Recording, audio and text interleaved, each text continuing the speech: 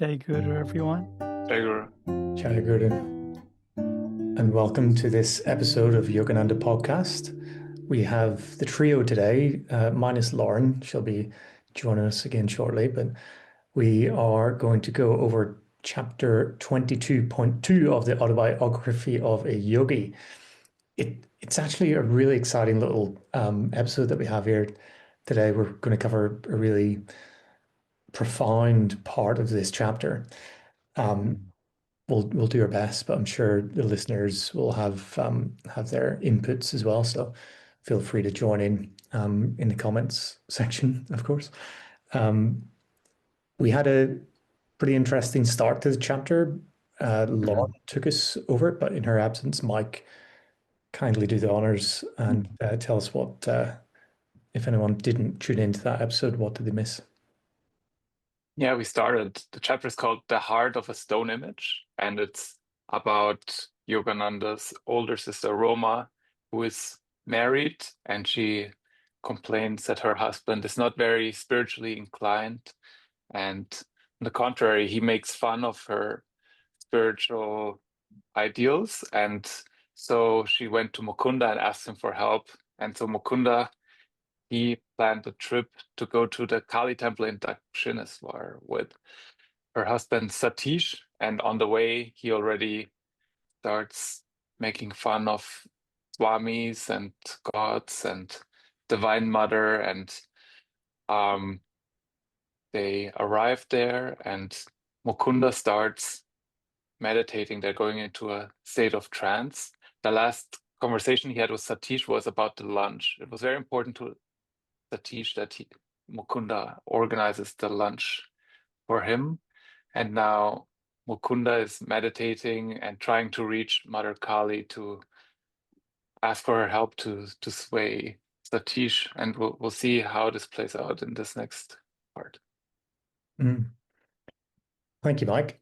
So with that, we come to the part where Yogananda is reluctantly, as he says, opening his eyes. Where he's, it turns out he's been sitting for some time in meditation. He's opening his eyes and he sees that the temple doors were being locked by a priest in conformance to the noon hour custom. So there's a lot of activity around him. I always think to myself, like, it would be great if I could actually meditate when there's a commotion going on around me. So you can take inspiration even from the bits that aren't so obvious in this book. But he can do it. He can do it all period. True. This noon hour custom is a curious one for a lot of people. So there's a few theories as to why it's a custom, and it's a custom universally across India, actually, where temples close during the midday to like 3 or 4 o'clock kind of hours. So it's quite a long time, especially if you're visiting from far. There's no way no amount of money will allow you to open those doors. There's a few theories as to why this is. One is that the energy of the deity is kind of retained, that it needs to rest. The deity needs to, like they say, sleep. God's got to sleep for a little while, resting from hearing all the ardent prayers of the devotees that come to see him. There's the other more practical reason, where the priests doing all the various rituals need a break. Like most of them have been up since 4 a.m. So 4 a.m. to midday, that's pretty much a working day, a whole day for the whole, the rest of us. So that's another reason. But there's also another cool reason, which I'll talk about with some temples. But they say that if a devotee stares at and gets in a trance with the deity and looks at it, and the deity is looking at the devotee, then the devotee may inadvertently leave his or her body. So there's like this thing that you have to like stop for the notion for a little while to allow things to reset. There's 2 or 3 traditions where this happens, like very religiously, like Lord Chaitanya from Bengal. He's got, wherever he went, Guruji talks about him in certain parts of the autobiography. Wherever he went in India, he's said to be an avatar of Vishnu and Krishna as well. Wherever he went in India, they established, like, wherever he sat, they established a temple shrine around him. And then even those temple shrines, even though there's no deity, they open only at certain hours because the energy is so intense that you have to go at a certain time. And then we, of course, also know that Lahiri Mahashaya only allows us his darshan to his house. He's arranged it that once a year on Guru Purnima, you're allowed to go into his house. So not even once a day, once a year. But the most famous instance of this is a temple called the Banke Bihari temple in Vrindavan. And this is a Krishna temple where there's curtains and they close like every few minutes. So they're like open, close, open, like almost like a conveyor belt of opening and closing. And it's the in Vrindavan is obviously very famous for Krishna and Radha. And this deity is a very special deity. It's a combined form of Radha and Krishna in one deity, and it's really, really powerful space. So there's a really nice story as to why this curtain thing happens there. So do you want to read that out, Mike? It's quite interesting. It's quite fun. The princess who wanted Sri Krishna, who, upon visiting Banki Bihari Mandir, was deeply moved by the divine presence of Sri Krishna. She was overwhelmed with emotions, and tears welled up in her eyes, and she looked at him. But as a princess, she had her own kingdom to tend to, and thus was forced to go back without Sri Krishna. Seeing this, Sri Krishna happily went with her, a pure, loving devotee, and was again lost from the temple. It was after many requests from the priest that he agreed to come back for his other devotees. And so, since these incidents, the priests keep drawing the curtains between the devotees and Sri Krishna so that the love and devotion does not move him enough to make him leave the temple premises. That's very nice. So sweet. Thank you for that, Brett. Really, really nice story there. Here, meanwhile, there's a painfully burnt feet of young Mukunda being scorched by the extreme heat of the sun on the stone surface, where he was walking into the courtyard from his secluded seat in the portico. I thought to myself, at what point does this happen?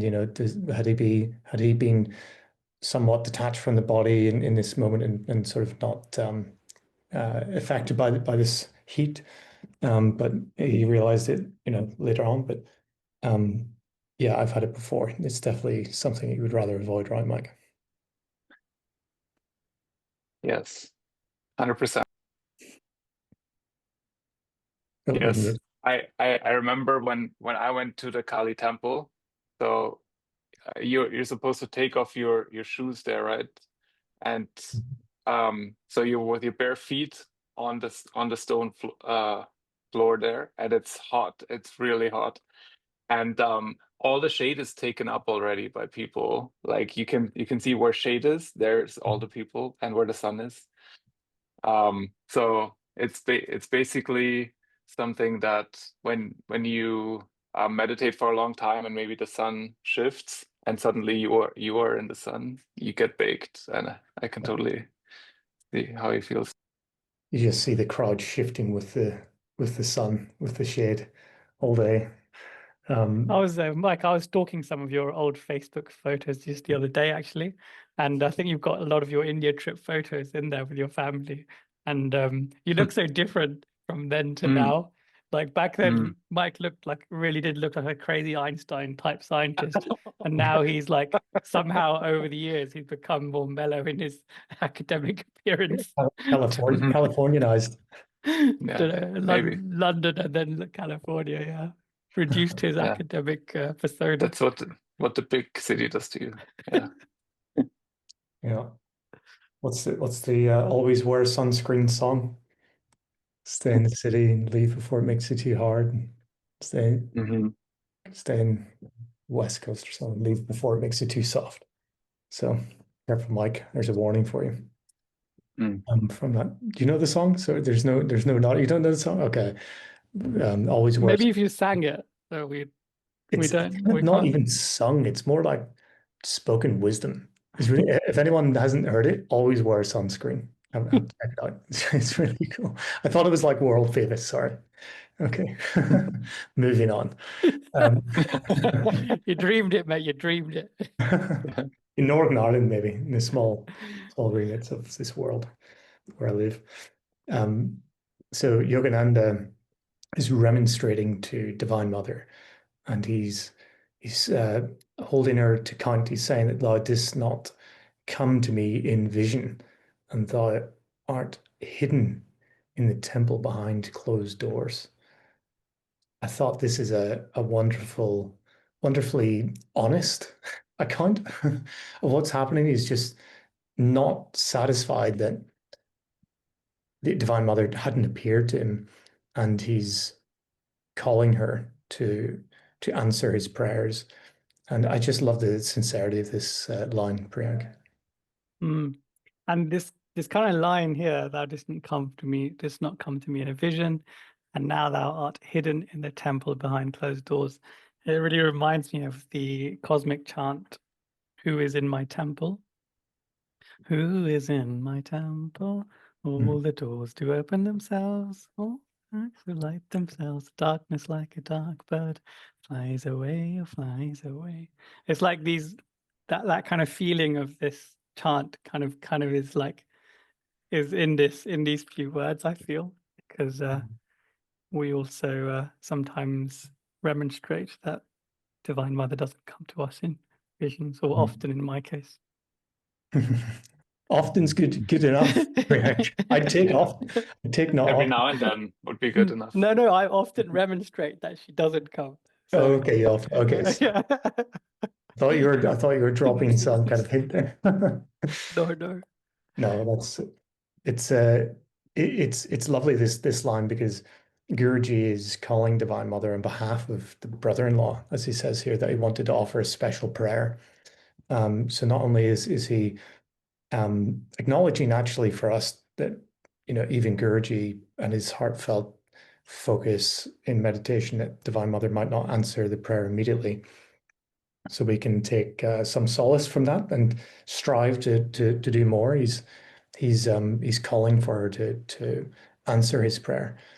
So that's what we must do as well, and not to give in too readily, and continue to pursue Divine Mother in our prayers. And we'll come back to this in a little bit on the topic of prayer. There's a reading from Sri Dayamata that we'll touch on towards the end of the podcast. But for now, we want to look at the spiritual sight that Guruji describes in beautiful detail for us. He was saying that his inward petition, now that he had called again to Divine Mother, was this time instantly acknowledged. That he first felt he describes this in such great detail, that he felt a delightful cold wave descending over his back and under his feet, and it banished the discomfort from the pain that he was having from this scorched earth. And before we go on, Mike, do you want to jump in? I just love that he said it was instantly acknowledged, and he has this way that he doesn't pray and then just stops discouraged without getting an answer. He just prays until he gets an answer every single time, and even if it takes hours. It's a good role model for us. Yeah, if you're going to be stubborn spiritually. The words are so descriptive here that you can just imagine the feeling. I don't know if it's because I've gone through this in terms of, like, as Mike said, walking in extra hot stone on your bare feet. Like mine I suppose have become quite hardened to it because I've done it so much. but there's when tourists come, it's terrible for them. But then what usually happens is like there's like usually a pool of water, like half someone's like spilt some water to make it a bit cooler. And then like when you walk on that, it just feels like heaven. It's exactly as what Guruji is describing here. A delightful cold wave descended over my back and under my feet.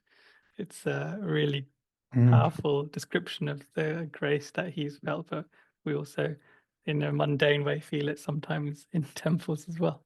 And it talks to the instant healing capability of God as well. Should we put ourselves, as you mentioned, in grace to receive the grace itself on us? And Guruji then describes, to his amazement, the temple became greatly magnified. And there's so many bits that we could stop and spend hours kind of pouring over, but I think for the sake of our listeners, we will continue without trying to pick this apart. Well, if they've come this far, if they come this far, how many 100 episodes? Well, really, he's describing his experience that the temple itself was enlarged, and the large door of the temple slowly opened, and it revealed this statue, the stone figure of goddess Kali, and this figure manifested into a real living form and smilingly nodding in greeting to Guruji. And so the statue, as Guruji said, thrilled him with a joy indescribable. Priyak. The thing we discussed previously, this goddess Kali is quite ferocious, like wielding weapons, standing on Shiva, tongue out, usually. Tongue out, yeah. So if this were to happen to either of us, I'm sure we would not have joy indescribable. It would be fear. But she's smiling, Priyak. So yeah. But I mean, if you look at this deity, it's so ferocious. For me anyway, I see quite a lot of ferocity. Maybe others see gentleness, but obviously Guruji is quite elevated, so he can see beyond the ferocity. Indeed. And he mentioned something. I kind of looked over this a few times. I'm curious to see what you guys think about it, but he mentions, as if by a mystic syringe, his breath was withdrawn from his lungs. It's an interesting descriptive word there used, but the breath itself was withdrawn from his lungs and the body became very still, though not inert. Like, it's almost like the air went away without pushing it out through his nose, right? It just vanished. Crazy. Yeah, it's a really wonderful description, because it's kind of relatable. You kind of after some of our practices, especially Hong So, like your breath becomes less and less, and that's like a really gradual thing. But this feels like it was a very instant thing, as Mike kind of described there. And there's some words that I think that are really important here. A, like mystic syringe, as we said. B, the body became very still, and we obviously can experience that in meditation. Maybe different variation, different levels of how still we are. But then he says, and the third one is, though not inert. So mystic syringe, very still, but not inert. Because if most of us think of being very still, we think of inertness. But death. Yeah, but the stillness that we experience with Guruji's techniques and the Kriya is not that. It is so well described here, isn't it? And it is that it's like even though you're very still, you're very, very alive. And just like focused and tuned into what is really real and not away from everything else. So it's like Guruji said, in his and when he's describing his Samadhi poem, he says, never before had I been more fully alive. You know, that's like we just get a little taste of that during Kriya, and he's kind of describing it here as well. Yeah, he's truly an artist with words, because I come away with such insight and understanding with how he says so little and he says so much Mm. at the same time, right? And this is one of those moments you kind of have to read over again to drink it in, because he's saying so much here in such a easy to read, flowing way. And so he's given us these data points of what happens to go into these states that he's about to describe. And so this ecstatic enlargement of consciousness followed, and he could see clearly for several miles over the Ganges to his left and beyond the temple into the Dakshineswar precincts. Priyank.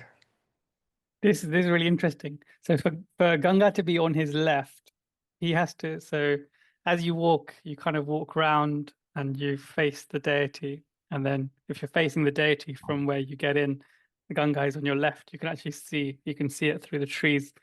And that is, I remember last week I told you there's some pictures of some significant saints, and Babaji's picture is there facing the deity. So it feels like that probably is exactly where he was, in the back in the portico, and Ganga to the left. Mm. And the buildings he describes as glimmering transparently, and he could see through them. And he observed people walking in distant acres. This is quite reminiscent of the moment that I had with Sri Yukteswar, isn't it? Where he described it in the same way, that he could see through walls. Yeah.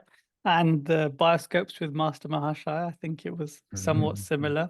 And the experience he had with Ram Gopal Mazumdar, I think it was also similar. So these are kind of, and obviously it's cosmic consciousness. So that's also the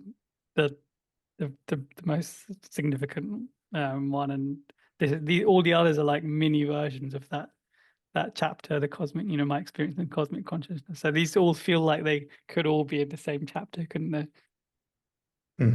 Yeah, and they're so accurate. They converge with one another so well. It'd be cool to do an exercise where we compare the four that we just talked about.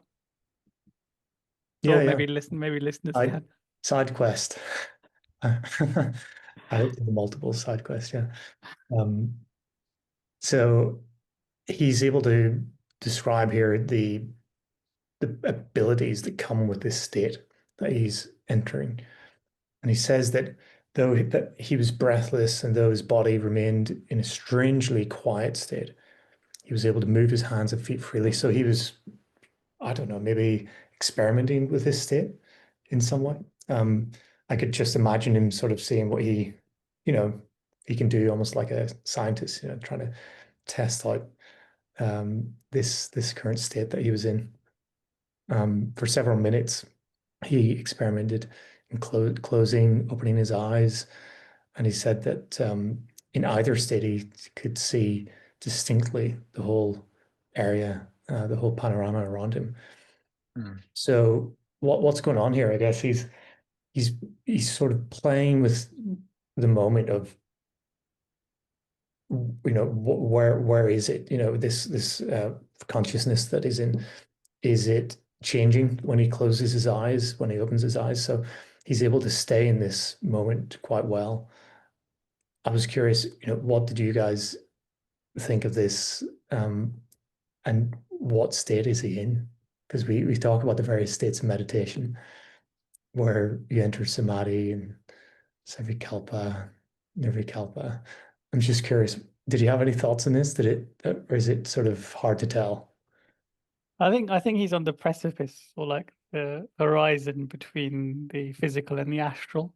So he's got one foot in kind of both realms, or both bodies that he's kind of aware of. So he's kind of, as you very well say, Chris, he's kind of playing and experimenting and just toying with this fantastic state that he's in, or that Divine Mother has allowed him to be in.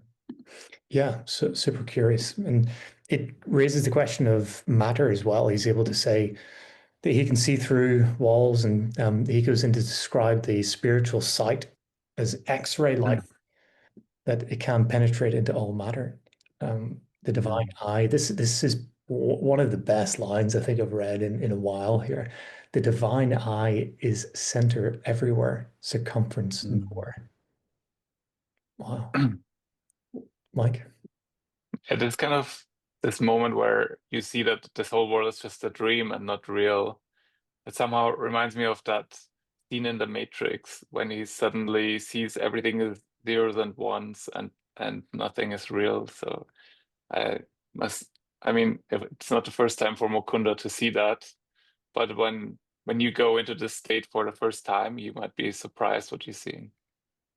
And so he says this line, the divine eye is center everywhere, circumference nowhere. So the omnipresence of God is really, we're at the center, each one of us. You know, we talk about the spine is it's the center of the universe. You know, that's how it's described in a sense. And this reminds me of that, where there is no center, as it were. We're all points that God sees through and experiences through us. Priyank? Yeah, it's also similar to the, when he went to the shrine at Tarakeshwar, and he describes the linga as, can't remember the exact words, but like infinite. There's no beginning and no end, right? Yeah. Yeah. Infinite. Yeah, exactly. It's a good symbol of beginninglessness and endlessness, isn't it? Yeah. And he realizes anew, standing there in the sunny courtyard, that he was when man ceases to be the prodigal child of God, engrossed in a physical world, indeed dream baseless as a bubble, he re-inherits his eternal realms. Such a beautiful line, really. So if he continues to say that escapism be a need of man, i.e., to rely on the ego, to not, well, to be the prodigal child, I guess, to keep roaming in the world. And yeah, he can any other escape compare with that of omnipresence? So, yeah, we're missing out on the greatest treasure of all, Mike. Yeah, I mean, escapism has many aspects especially in our society, where I feel like in essence it's something that pulls us away from living in the presence and not dealing with our inner mind. So I feel like when you use your phone constantly, that's a form of escapism, or when you constantly need to consume media, that's escapism. And I think the best what he's promoting here is cosmic consciousness is a good form of escapism that works really well. He recommends it. If only it was just that easy, eh? It's as easy as Can you bottle that up and sell it, Mike? Because I'll buy it. only it was as easy as just unlocking your phone and flicking through the media. Downloading the latest omnipresence consciousness. But there are some wholesome forms of escapism, isn't there? Like Yeah, I don't know, nature gardening. walks. Yeah, nature walk, gardening. Even reading a book, a good book. That's like that's wholesome. That's literary marvel, like, the type that Guruji would like Shakespeare, for example. That's obviously a really good escapism, and obviously the Bhagavad Gita and God talks to Arjuna, you can kind of get lost in that. I know that becomes more of a meditation, and that's probably what Guruji is talking about here. But I was just thinking about the other forms of escapism there are, and even like spending time in good company, I suppose, is escapism, isn't it? But because it's good company, then it's not necessarily binding. How would you say? I don't know. Yeah. Yeah, my wife often uses the term active meditation. That's why she tries to live her life through pottery or whatever it might be that she's involved in. So, Pottery is must be very meditative. I mean, I don't think I've done it probably as well as she has, but it must be really cool. Guruji says when we work and in the consciousness of work, doing work for God, that's like meditation. no. Yeah, the divine escapism, we'll call it. Yeah. And so Guruji then goes on. I kind of thought this was cracking the matrix as he describes it. He talks about the sacred experience that he was having really allowed for these enlargement of objects, but it really only affected the temple and the form of the goddess. Everything else appeared normal in their normal dimensions. And although the colors were different, so he says here that that the everything else was enclosed in a halo of mellow light, white, blue, and pastel rainbow hues. We've heard this before described in the astral realm of additional colors. We know the sort of mechanisms of the eye and probably the limitations of the eye, our ability to see in different ways. So he's tapping into something there as well, Priyanka. I just love pastel and mellow colors, don't you? Like I'm wearing like a very stark blue right now. Oh, you guys are doing well. But I remember one of my favorite Marks and Spencer's. I bought a really pastel yellow t-shirt once, and I just loved the color. It was like a really mellow. Just looking at the color gets you in a good state. So I love that he's describing here that essentially what good meditation colors are, pastel, mellow colors, and couldn't agree more. Like Mike's shirt, pastel, light blue. Yeah, very calming. I think it's coming in more, with fashion. I don't know whether it's be fashionable, but certainly. Yeah, it must be for you. Your mum, Chris, your background there's a lovely pastel green. Pastel greeny, yeah, it is actually, yeah. But you see that with this mindfulness and the idea of well-being and things, lots of shops, if they're that kind of way inclined, very mellow, colors, things like that, right? And yeah, I think it definitely has a nice effect on us. And Guruji then describes his body, and it seemed to be ethereal in substance and ready to levitate. So it must have lost that grossness, that density, and that heaviness. And he was experiencing this full conscious of his material surroundings. And Brett? Yes.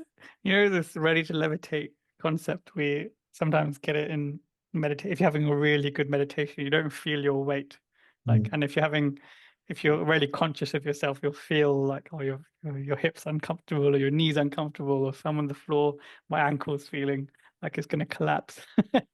But the deeper you go, the more this kind of rings true, doesn't it? Ready to being of ethereal substance and being ready to levitate. And I remember when I was in the lakes recently, last chapter, Guruji talked about the lakes. So I was there that weekend that we talked about it. And doing some hiking. And I did this quite a big hike whilst I was fasting as well. So it was quite a big one for me. And then I got back, and then that night I had a dream where I I realized that I was dreaming. So then I thought, okay, I know I'm going to wake up soon, but what can I do? And I didn't, for some reason, I didn't wake up. I stayed in this state. What's it called? Lucid state. And I thought, okay, the coolest thing, I'm in the mountains right now.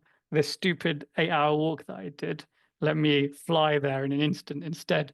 So I did the same things. I flew, I levitated up to where I went rather than that horrific climb. And then when I got to the top, I did like a backflip levitation and landed on the floor. It was such a cool meditation, but not meditation or through dream. But it reminded me of this when we read it just now. Nice. Well, Guruji, he doesn't describe anything quite as adventurous as that, as such, but he did mention here that he was looking about himself and taking a few steps, and it didn't disturb this continuity that he was having with the Mm. blissful vision. So again, he's sort of experimenting with what's going on, and you know, will whatever he's doing sort of pull him out of this experience that he's having or not? But it doesn't seem to be. He's able to sort of remain fully conscious, as he mentions here, of his material surroundings and having this blissful vision at the same time. I can only imagine him taking steps and being in this state and what other people might see. Because could you imagine his face being just completely alight, you know, and blissed, and just kind of walking around, probably quite slowly, quite gently. But yeah, that's just sort of a funny image that I have in my mind. And he then says, behind the temple walls, he suddenly sees his brother-in-law as he's sat. He says, under the thorny branches of a sacred bell tree. I don't know if that's representative of what he's then about to say, because he says that he could effortlessly discern the course of his thoughts. And yeah, they were pretty unkind reflections about him. So they were quite thorny thoughts, you might say, yeah, for Mukunda. So his brother-in-law had been somewhat uplifted, Guruji says, under the holy influence of the area of Dakshineswar, but he was still having these unkind thoughts about Mukunda, Priyank. And just quickly about the bil tree, that I believe that's the same as the bilva tree, and that is basically adored by Shiva. So we often use it in various pujas, especially the leaves, bilva patras, and in the Guru Puja we use it as well. So yeah, it's used in various rituals, but I thought just say it. And it grows this really big melon-like fruit, which I don't think people eat, but it looks cool. Yeah. It does. I'm just looking at it now, actually. It has a wonderful Ayurvedic medicinal purposes as well. But it has thorny branches, and just like the thorny branches, the mind of the brother-in-law was rather thorny as well this time. And Guruji turned directly to the gracious form of the goddess that he had just witnessed. And really, he prays to her, and he gets his prayer answered. And he prays, "Wilt thou not spiritually change my sister's husband?" Quite a simple prayer. It's just a simple question, isn't it? But divinely powered. And the beautiful figure, he says, hitherto silent, spoke at last, and thy wish is granted. And with that, wonderful, simple sort of back and forth, Priyank, he's making progress. Yeah. Did we cover the unkind thoughts that his brother-in-law had? I just thought that was really funny that he was discerning his thoughts as if like they were his own. You're just seeing through them. That was a cool benefit of this Samadhi kind of state. But I found it really funny how Guruji just like dropped that little that little bit of information in. Yeah, when I read it, I thought to myself, I wonder how that appeared to him, that he could read his thoughts. In my childish imaginations, I can actually see the writing above the brother-in-law's head, and he was just reading, something cartoonish, but probably more like perceived, right? He could pick up or something like.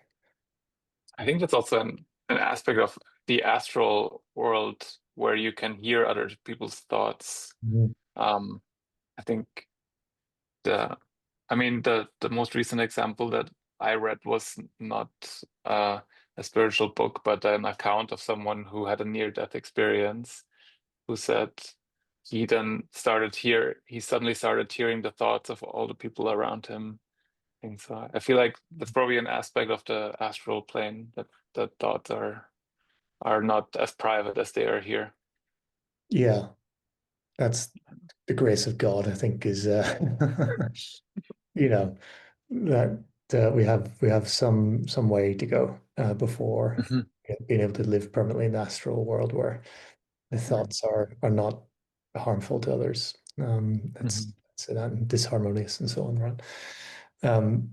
So this, as Guruji says, made him happy, I suppose. He looked over at Satish and he said he looked happily at Satish. It probably wasn't reciprocated at the time, right? Given that his thoughts had just been a bit spiny to Mukunda at the time. And he says that it was almost as though the instinctiveness of the moment came to him, that he was aware that there was a spiritual power at work. And Mhm. Satish rose from his seat on the ground, and he saw him running behind the temple, so he could actually see through the temple. Right, this is how I'm imagining this. So he could see through the walls of the temple, sort of running around towards him, approaching Mukunda, shaking his fist, like. I I find it amazing that Mukunda is like, because he could have just told that story and said, we went to the Dakshineshwar temple and I prayed to Divine Mother, and then Satish eventually got reformed. But he shares his whole experience that he has, his whole state of being, and that kind of makes the story so magical. Mm. Yeah. Chris, you mentioned that you saw that he could see through the wall and see Satish coming. For some reason, even though that's the most logical thing, I perceive this as he could see events from a bird's eye view for some reason. I Mm. could I don't know why, but that's where, because I've read this obviously a few times, but every time until you just said it, I imagined him to be 50 meters in the air, looking around, being able to, just Yeah. discern everything. And yeah, I don't know why. Yeah, no, it is an interesting talking point, because whenever I'd seen this in my mind's eye, I saw it from an elevated position, Mm, not quite a bird's eye, but from the branches of a tree, let's say, mm. maybe 20 feet. Taller than where his eye level is, Yeah, where he's, yeah. I saw it from an elevated position. Yeah, but yeah, let's imagine, because Guruji's given us detail, but not that detail. Um, and so this is quite an important point, because he comes kind of comically, almost shaking his fists at Guruji in some sort of I don't know, frustration or something, as we're about to find out. Have you seen anyone that livid that they're shaking their fist? I Yeah. don't think I've only seen it in films or Actually, cartoons. Arrgh. probably multiple occasions, but that's my life. That's different to yours, Brian, probably. Um, but this moment, given that we've had a couple of moments described to us that Guruji's been experimenting with this state that he's in, and walking around, moving his hands and feet, and taking these steps that hadn't taken him out of this state that he's in. This moment does take him out of it. So, you know, he's he sees his brother-in-law coming around, running behind the temple, approached him, shaking his fist, and then the all-embracing vision disappeared. Full stop. So that's quite telling. So this sort of moment of aggression, or restlessness, let's say, takes him out of this state. So he could no longer see the glorious goddess. The temple lost its transparency and resumed its ordinary dimensions. So there we have the losing of the meditative state and the re-entering of the more sort of everyday, probably alpha state, your everyday conscious state. So yeah, then we see Gurji feeling the sweltering heat under the rays of the sun, and it jumped. Says he didn't walk, he jumped to the shelter to take shelter from the sun. So the magic was over. The magic potion of No more cooling. immunity. Yeah, Divine Mother's grace of cooling the feet. Time to get up. Yeah. Time to move. So he was pursued by the angry brother-in-law, Satish. And he looked at his watch, and it was 1 p.m. and the divine vision had lasted 1 hour.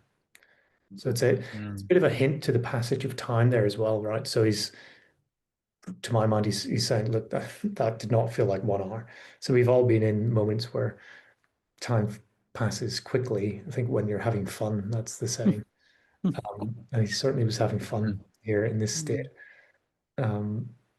this meditative state. But also, we know by Sri Yukteswar later, he talks about the passage of time in the astral realm being different to this plane. Is it, sorry, I maybe forget, but is it slower or faster? I want to say it's faster, right? So it's maybe slow here, and that allows us to work through our funky consciousness on this plane and get up to speed for the astral.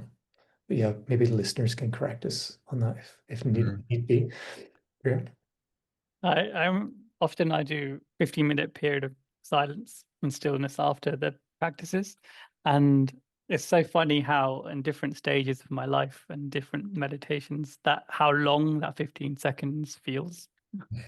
Sometimes I can feel the minutes like dragging, and other times it's just I close my eyes and I've opened them, and I've got a meditation gong that goes off after 15 minutes, and it feels like it's just gone off and gone on again. It's just insane how relative it is.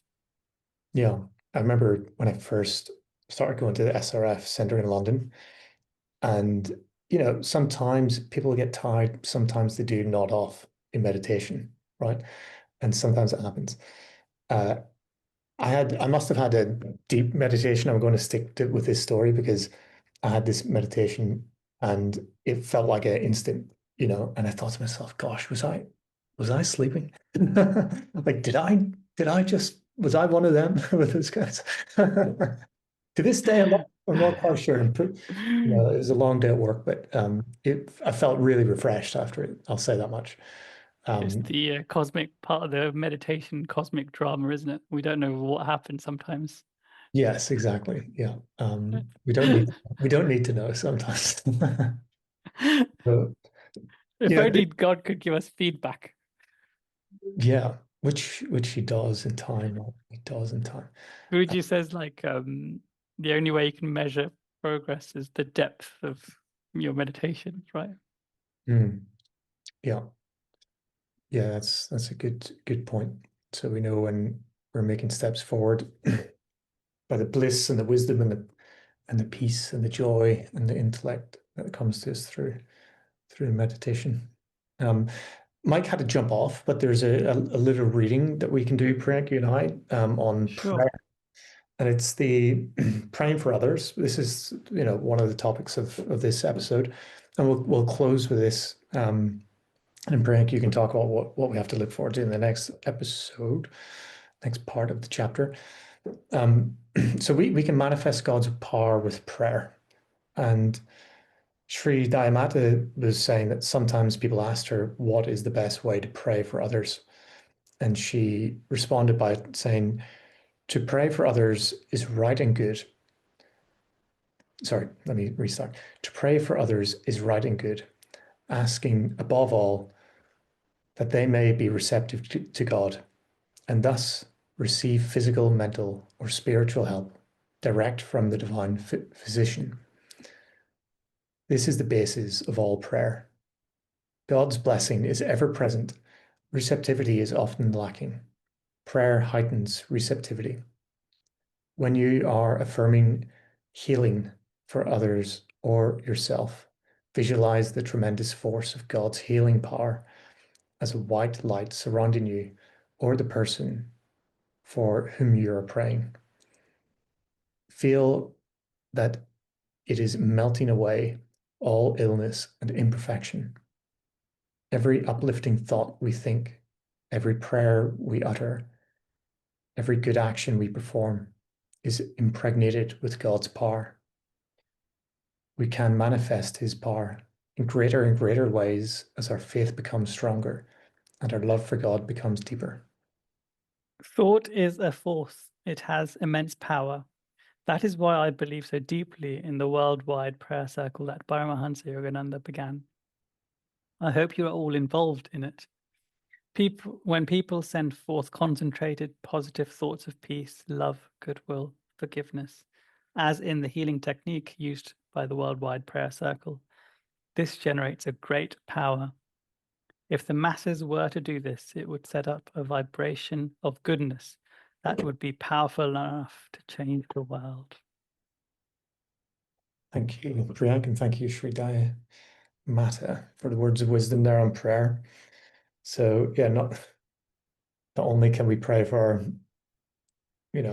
brother-in-laws, sister-in-laws, or in-laws, and so on, but we can pray with the worldwide prayer circle and generate this great power and change the world ourselves. It's something that actually I easily negate that aspect of the practice. And when I do it, and I have been doing it more recently, thankfully, it feels like it's a holistic way to practice because it's giving back to the world, hopefully, in as much as what Sri Dharmata describes there, right? You're trying to give a little bit of that peace and that vibration that you're pulling in through the meditation and the practice to the world, and it's much needed. So yeah, maybe it's something that's a nice reminder there to close off the episode. So with that, Priyank, what do we have to look forward to in the next episode?